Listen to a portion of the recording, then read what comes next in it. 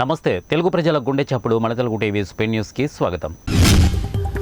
మెదక్ జిల్లా మసాయిపేట మండలం రామాంతపూర్ గ్రామంలోని వ్యవసాయ పొలాల్లో మండల వ్యవసాయ విస్తీర్ణ అధికారి రజిత పరిశీలించారు. వరి పంటకు యాసంగి సీజన్లో తెగులు సోకడంతో గ్రామానికి చెందిన రాములు గణేష్ అనే రైతు వరి పంటను ఆమె పరిశీలించి యాజమాన్య పద్ధతులను వివరించారు. మునిపురుగు ఉధృతి విపరీతంగా ఉన్న నేపథ్యంలో రైతులు యాజమాన్య పద్ధతులు పాటించాలని, పంటలను రక్షించుకోవాలని ఆమె సూచించారు. ఎవరైనా పంట నష్టం విపరీతంగా ఉంటే అధికారులకు సమాచారం అందించాలని తెలిపారు. 2024 ఎన్నికల్లో ఆంధ్ర రాష్ట్ర సమితి పొలిటికల్ పార్టీ అధికారంలోకి వచ్చిన వెంటనే పేద బడుగు బలహీన వర్గాల ప్రజలను దృష్టిలో పెట్టుకుని వారి అభ్యున్నతికి కృషి చేస్తామని ఆంధ్ర రాష్ట్ర సమితి పొలిటికల్ పార్టీ వ్యవస్థాపక అధ్యక్షులు జె కోటేశ్వరరావు తెలిపారు. గుంటూరు జిల్లా నిడముక్కల గ్రామంలో నుండి ఫిబ్రవరి 5వ తేదీ నుండి రాష్ట్ర వ్యాప్తంగా ఆంధ్ర రాష్ట్ర సమితి పొలిటికల్ పార్టీ వ్యవస్థాపక అధ్యక్షులు జె కోటేశ్వరరావు రథయాత్ర చేపట్టారు. అందులో భాగంగా నేడు కర్నూలు నగరంలోకి రథయాత్ర చేరుకోవడంతో కర్నూలు పట్టణ వాసులు స్వాగతం పలికారు. అనంతరం విలేకరుల సమావేశంలో జె కోటేశ్వరరావు మాట్లాడుతూ ఇప్పుడున్న ఏ రాజకీయ పార్టీలు పేద బడుగు బలహీన వర్గాల ప్రజలను గురించి ఆలోచించడం లేదని అన్నారు. ప్రతి కులానికి ఒక రాజకీయ పార్టీ పుట్టుకొస్తున్నాయి. ఏ రాజకీయ పార్టీ అయినా అధికారంలోకి వచ్చిన వెంటనే ఎస్సీ, ఎస్టీ, బీసీ మైనార్టీలకు సీఎం పదవిని ఇచ్చే దమ్ముందా అని రాజకీయ పార్టీలకు సవాల్ విసిరారు. వచ్చే సార్వత్రిక ఎన్నికల ఏర్పాట్లు అధికార యంత్రాంగం చురుగ్గా సాగిస్తోంది. కోరుకొండ మండలంలో పోలింగ్ కేంద్రాలను రాజమహేంద్రివరం రెవెన్యూ డివిజన్ అధికారి చైత్రవర్షిని గురువారం తనిఖీ చేశారు.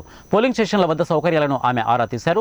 పోలింగ్ స్టేషన్కు సంబంధించి స్థానిక తహసీల్దార్ ఇతర అధికారులకు పలు సూచనలు చేశారు. కోరుకొండ అలహాసింగర్పేట వద్ద ఉన్న పాఠశాల భవనాన్ని ఆమె పరిశీలించారు. పాఠశాల ప్రధానోపాధ్యాయులతో మాట్లాడారు. ఈ కార్యక్రమంలో తహసీల్దార్, ఆర్ఐ, పంచాయతీ కార్యదర్శి, రెవెన్యూ సిబ్బంది, పంచాయతీ సిబ్బంది పాల్గొన్నారు. కర్నూలు జిల్లా ఎమ్మిగనూరు ప్రభుత్వ ఆసుపత్రిలో రోగులకు ఎటువంటి ఇబ్బందులు తలెత్తకుండా చర్యలు తీసుకుంటామని ఎమ్మెల్యే ఎర్రకోట చెన్నకేశవరెడ్డి, నియోజకవర్గం సమన్వయకర్త బుట్ట రేణుకలు అన్నారు.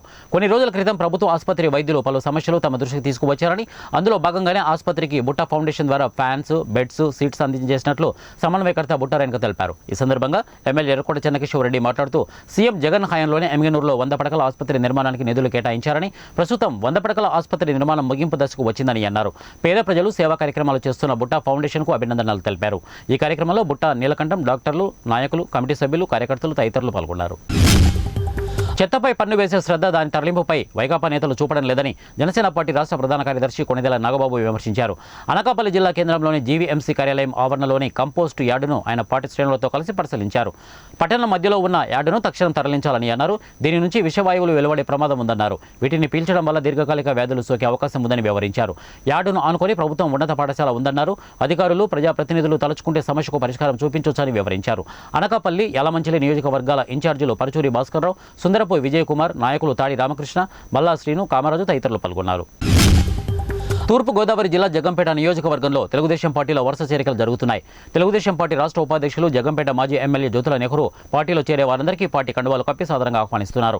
గోకవరం మండలంలో తమ్కొండ గ్రామంలో ఇప్పటికీ 3 దఫాలుగా జాయినింగ్ జరిగాయి. ప్రారంభంలో మాజీ ఎంపీపీ డివి సూర్యనారాయణ పార్టీలో చేరగా అనంతరం మరో 2 దఫా పెద్ద సంఖ్యలో పార్టీలో చేరారు. ఈ సందర్భంగా మాజీ ఎమ్మెల్యే జ్యోతుల నెహ్రూ మాట్లాడుతూ జగన్ రెడ్డి 5 సంవత్సరాల పరిపాలనలో రైతాంగ వ్యవస్థ నిర్వీర్యం అయిపోయిందని ఆరోపించారు.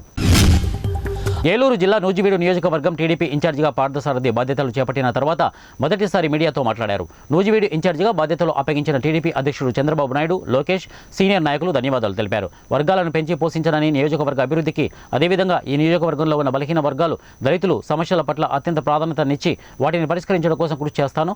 రైతాంగం యొక్క సమస్యలను పరిష్కరించే విధంగా ప్రభుత్వంతో పోరాడైనా సరే పనిచేస్తామని అన్నారు. నియోజకవర్గానికి ప్రాణదాత అయిన చింతలపూడి ప్రాజెక్టు పూర్తి చేయించడానికి కృషి చేస్తామని అన్నారు. రహదారుల దుస్థితి నుంచి బయటపడేసే విధంగా నిధులు తీసుకొస్తామని అన్నారు.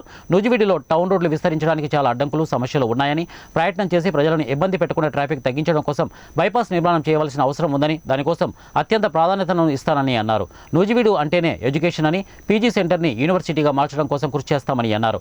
ఎంఆర్ అప్పారావు అంటే నూజివీడికి ఒక ఐకానిక్ ఫిగర్ అని, దాన ధర్మాలు జరిగాయంటే పేదవాళ్ళకి, జమీందారుల నుంచి మేలు జరిగిందంటే అప్పారావు ద్వారానే జరిగిందన్న విషయం ప్రతి ఒక్కరికి తెలుసు. వారి పేరు మీద ఒక సెంటర్ను ఏర్పాటు చేసి ఆయన విగ్రహాన్ని ప్రతిష్ఠ చేయాలని అన్నారు. టిడ్కో ఇళ్ల గురించి మాట్లాడుతూ ప్రభుత్వం వాటిని పట్టించుకోకపోవడం అత్యంత బాధాకరమని అన్నారు.